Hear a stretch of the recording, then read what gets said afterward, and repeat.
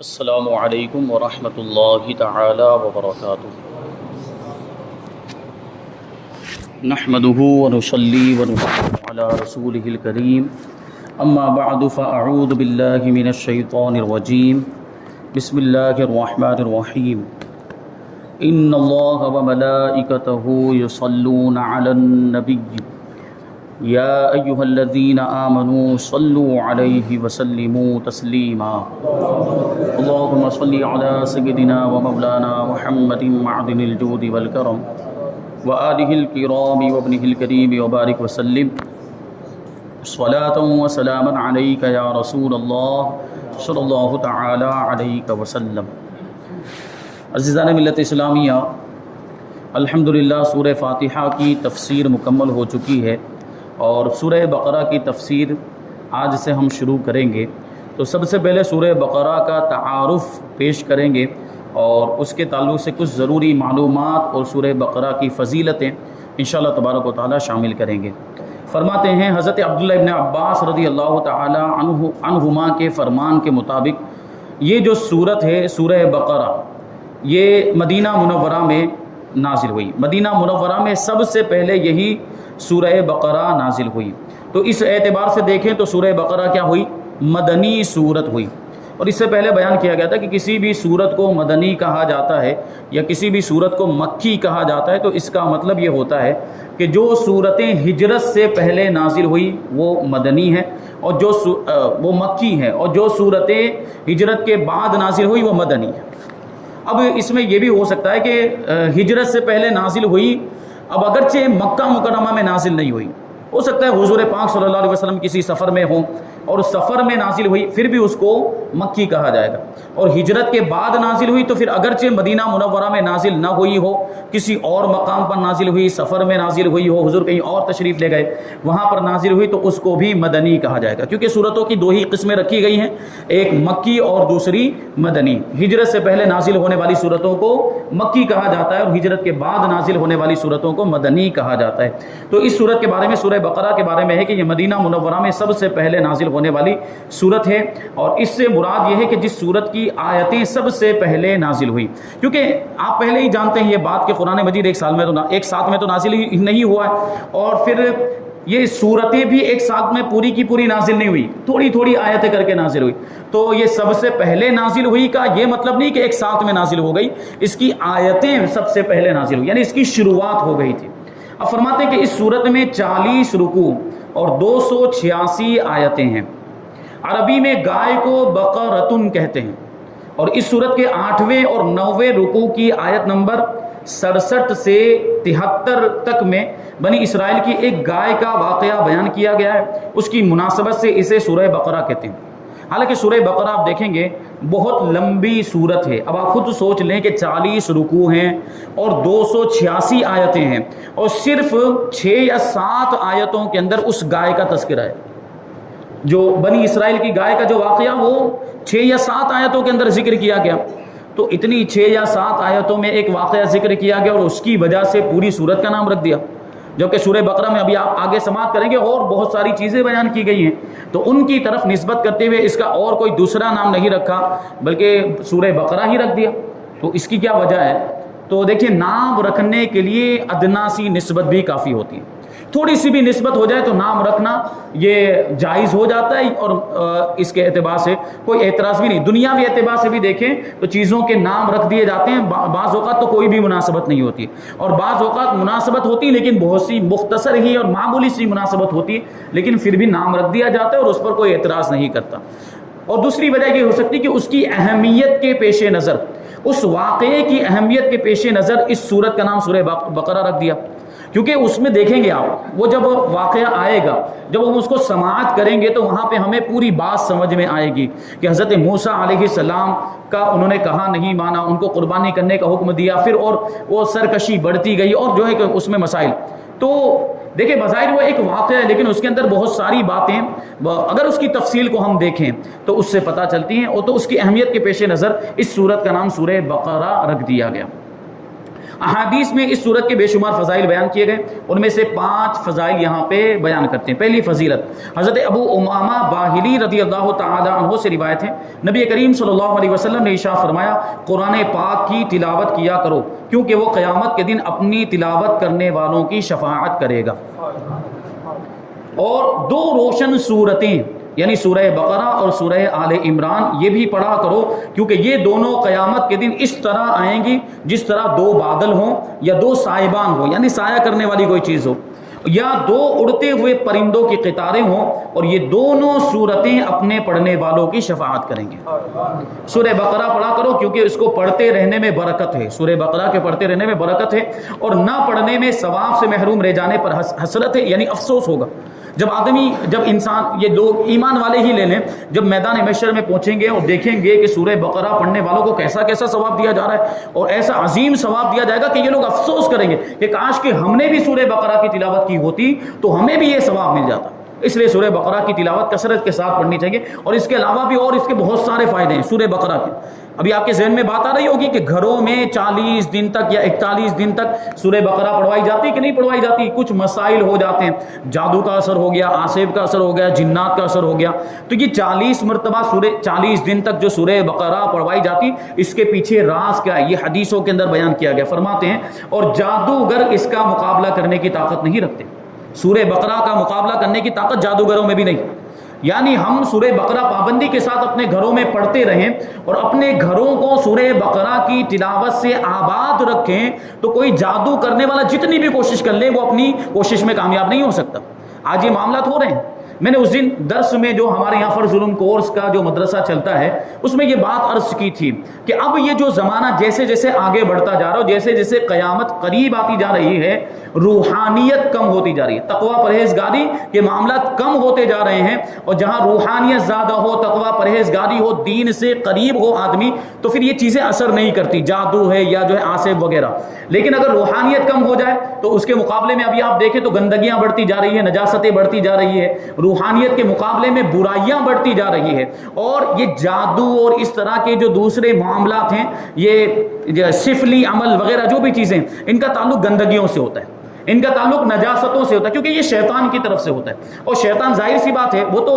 غلط کاموں کا ہی حکم دیتا ہے، لوگوں سے غلط کام ہی کرواتا ہے۔ تو ایک طرف روحانیت کم ہو رہی ہے، دوسری طرف گندگیاں زیادہ ہو رہی ہے، برائیاں زیادہ ہو رہی ہیں، اسی وجہ سے جادو کے معاملات بھی ہم دیکھتے ہیں کہ دن بدن بڑھتے جا رہے ہیں۔ تو ایک تو روحانیت کی ضرورت ہے ہمیں کہ روحانیت میں اضافہ کریں، اور دوسرا یہ کہ قرآن سے اپنے تعلق کو مضبوط کر لیں، قرآن کی کثرت کے ساتھ تلاوت کریں۔ تو قرآن یہ ایک ایسی عظیم کتاب، ظاہر سی بات خدا کا کلام ہے، اس میں ایک ایسی تاثیر ہوگی، اگر ہم پابندی کے ساتھ قرآن کی تلاوت کریں گے تو نہ کوئی جادو ہم پر اثر کرے گا، نہ کوئی آصف اثر کرے گا، نہ کوئی جنات ہمارا کچھ بگاڑ سکتا ہے، نہ شیطان ہمارا کچھ بگاڑ سکتا ہے۔ یہ ایسی عظیم صورتیں، یہ قرآن مجید کے تعلق سے دوسری تفاسیر کے اندر بیان کیا گیا، جیسے تفسیر نعیمی کے اندر، کہ یہ قرآن مجید یہ انسان کی ساری ضرورتوں کو پورا کرنے والی کتاب ہے، چاہے وہ پھر روحانی ضرورتیں ہوں، جسمانی ضرورتیں ہوں، ظاہری ضرورتیں ہوں یا باطنی ضرورتیں ہوں، ہر قسم کی ضرورت کو قرآن پورا کرتا ہے۔ ہوتا ہے کہ نہیں ہوتا؟ جب بیمار کوئی ہو جائے تو ہم کیا کرتے ہیں؟ سورہ فاتحہ پڑھ کے دم کریں گے، یا قرآن کی کوئی آیت پڑھ کے، یا تعویذ بنا کے اس کے گلے میں ڈالیں گے، ہوتا ہے کہ نہیں ہوتا؟ پھر برکت کے لیے ہم اپنے گھر میں بھی رکھتے ہیں، اور اس کے ذریعے سے ہم اپنی ساری ظاہری اور باطنی مرادوں کو پاتے بھی ہیں قرآن کے ذریعے سے۔ قرآن کی تلاوت کریں،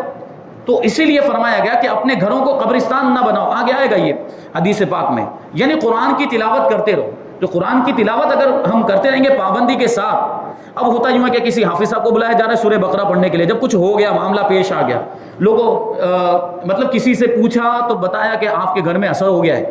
یا جو ہے کہ کسی نے جادو کر دیا، یہ تب جا کے بات سمجھ میں آتی کہ اب سورہ بقرہ پڑھوانی چاہیے۔ اگر پہلے ہی سے تلاوت کی ہوتی، پہلے ہی سے سورہ بقرہ پڑھتے اور قرآن کی تلاوت کرتے تو وہ ہوتا ہی نہیں جو ہوا ہے، جادو یا جو بھی اثرات کے معاملات۔ ہمارے آپ کے کوتاہی ہے، غفلت ہے، ہم قرآن کی تلاوت نہیں۔ میں نے اس سے پہلے بھی کہا تھا کہ قرآن کو ہم نے صرف طاق میں سجانے کی کتاب سمجھ لیا ہے، صرف برکت والی کتاب سمجھ لیا، یہ صرف برکت والی نہیں،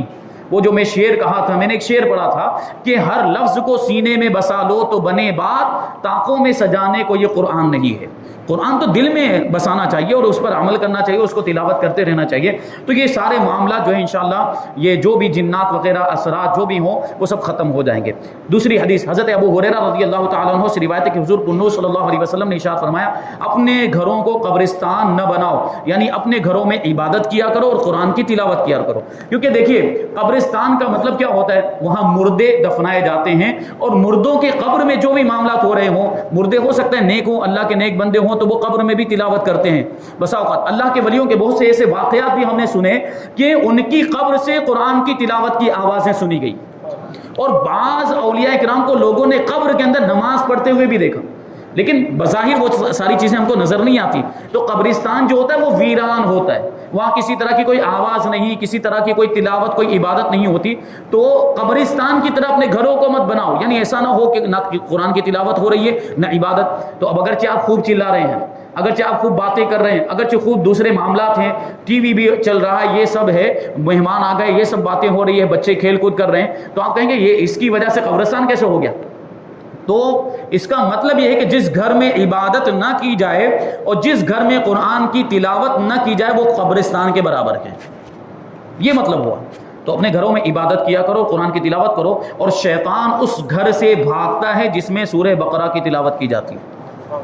اور اب دیکھیں یہاں پہ شیطان کی بات، اب آپ کہیں گے کہ جادو اور پھر جنات، تو یہ کیسے دور ہو؟ تو یہ سب چیزیں شیطان ہی کی طرف سے ہوتی ہیں۔ جادو بھی شیطان ہی سکھاتا ہے جادوگروں کو، اور جادو سیکھنے کے لیے ان کو کیسے کیسے جتن کرنے پڑتے ہیں، کبھی موقع ملے تو اس کو بیان کریں گے۔ وہ آگے انشاءاللہ وہ جادو حضرت سلیمان علیہ السلام کا واقعہ آئے گا، وہاں پہ جادو کی پوری تفصیل انشاءاللہ جو ہے کہ ہم شامل کریں گے۔ تو جادو جو ہے یہ حرام ہے، جادو کرنا حرام، اور اگر جادو کرنے میں کوئی کفری چیز ہے، کوئی کفری کلمہ بک دیا تو آدمی کافر بھی ہو جاتا ہے۔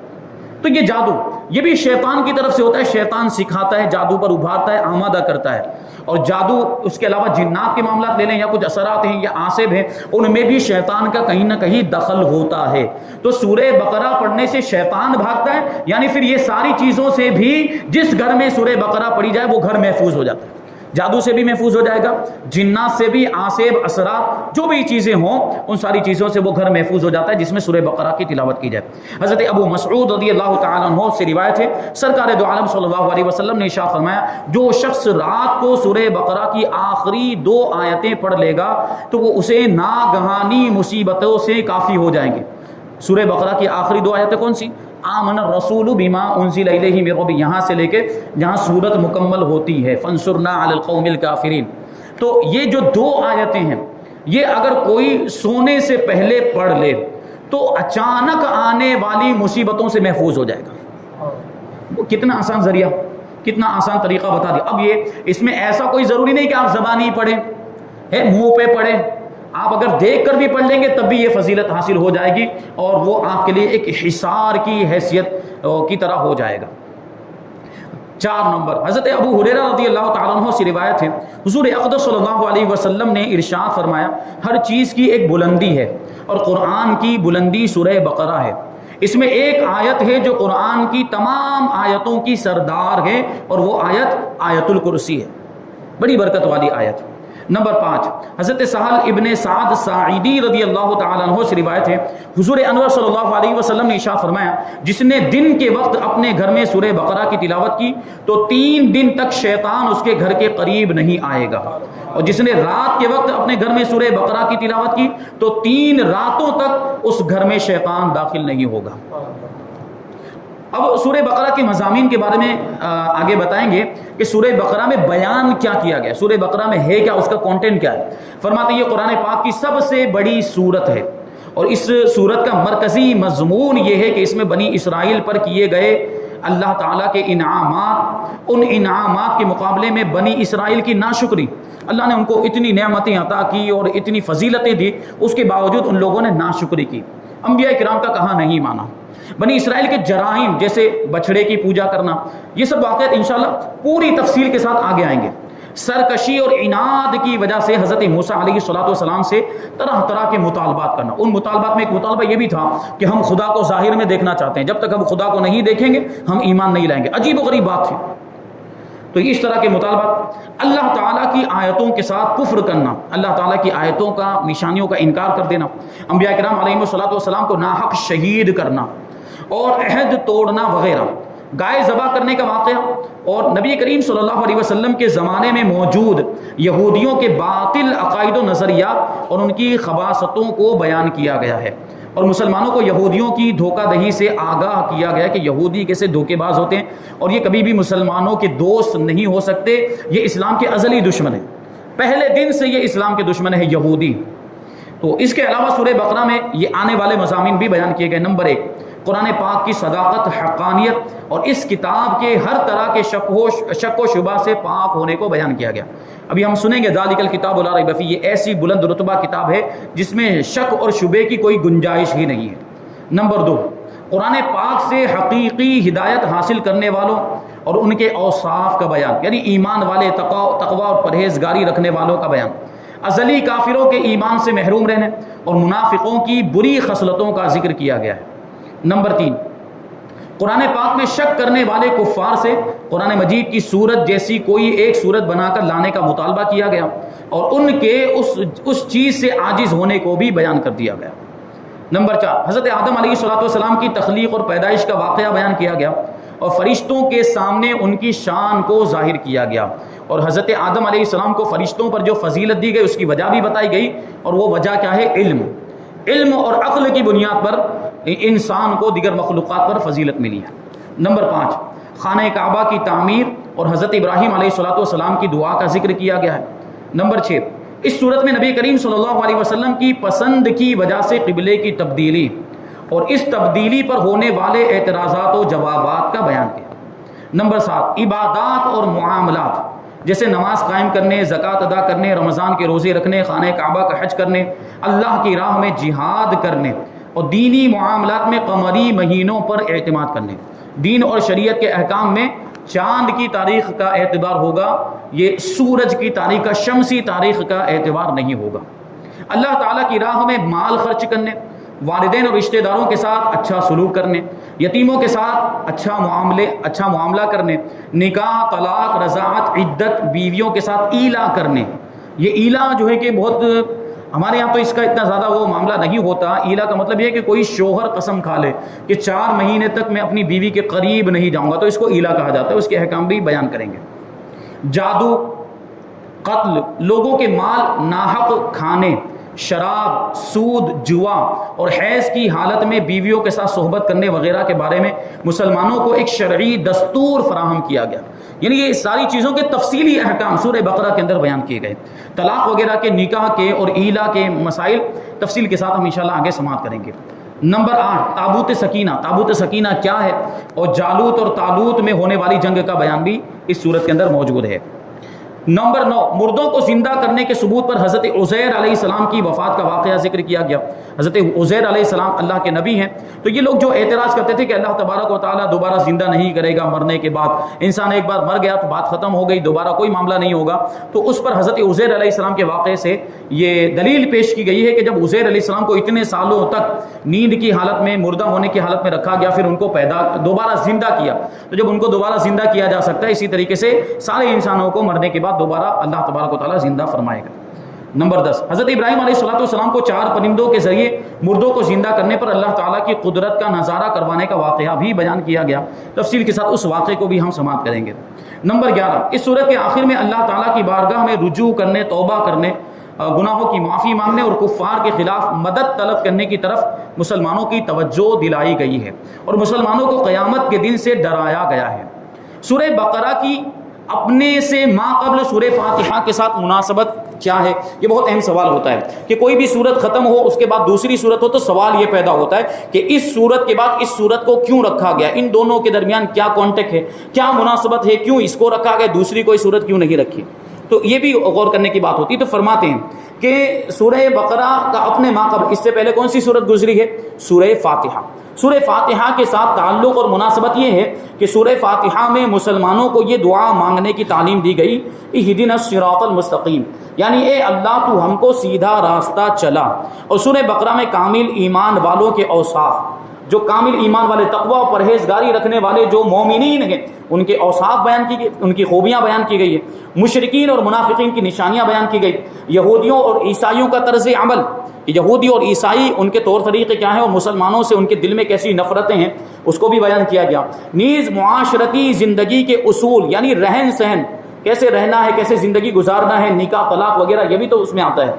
اس کے اصول اور احکام ذکر کر کے مسلمانوں کے لیے صراط مستقیم کو بیان کیا گیا، کیونکہ اس سے پہلے سورہ فاتحہ میں صراط مستقیم کی دعا سکھائی گئی کہ ہمیں سیدھے راستے پر چلا، ہمیں صراط مستقیم پر چلا۔ تو صراط مستقیم کیا ہے، اس کے تفصیلی احکام جو ہیں وہ سورہ بقرہ کے اندر بیان کیے گئے۔ یعنی اگر کوئی چاہے کہ صراط مستقیم کو معلوم کرے، اللہ کا سیدھا راستہ کون سا ہے وہ معلوم کرے، تو وہ سورہ بقرہ کی تلاوت کرے تو اس کو پتہ چلے گا، اس میں بہت سی ایسی ساری چیزیں بیان کی گئی ہے۔ اب یہاں سے جو ہے کہ بسم اللہ الرحمن الرحیم سے سورہ بقرہ کی شروعات ہوتی ہے، اور اس کے شروع میں الف لام میم ہے جس کو حروف مقطعات میں شمار کیا جاتا ہے، اور حروف مقطعات تقریباً 29 سورتوں کے شروع میں اس طرح کے حروف ہیں، الف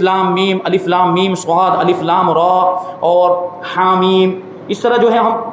جب قرآن کی تلاوت کرتے ہیں تو سورتوں کے شروع میں آتا ہے۔ تو ان حروف کا مطلب کیا ہوتا ہے، اس میں کیا مطلب عقیدہ رکھنا چاہیے ہمیں، اور اس کا کوئی معنی ہے کہ نہیں ہے، الف لام میم کا کوئی معنی اور مطلب؟ کیونکہ اگر ہم ترجمے والا قرآن اٹھا کر دیکھیں، کنز الایمان اٹھا کر دیکھیں، تو ان حروف کے نیچے کوئی ترجمہ لکھا ہوا نہیں ہوتا ہے، آگے سے جو ہے کہ ترجمہ شروع ہو رہا ہوتا ہے۔ تو پھر اس کا کیا مطلب؟ کیا ان کا معنی کوئی نہیں جانتا؟ اگر جانتا ہے تو کون کون جانتے ہیں؟ اور ان کی پوری تفصیل انشاءاللہ تبارک و تعالی آئندہ شامل کریں گے۔ اللہ تبارک و تعالی کی بارگاہ میں دعا ہے کہ جو کچھ بھی بیان ہوا اس پر ہم سب کو عمل کرنے کی توفیق عطا فرمائے، اور نور قرآن سے ہم سب کے دلوں کو روشن اور منور فرمائے۔ وما علینا الا البلاغ۔ السلام علیکم۔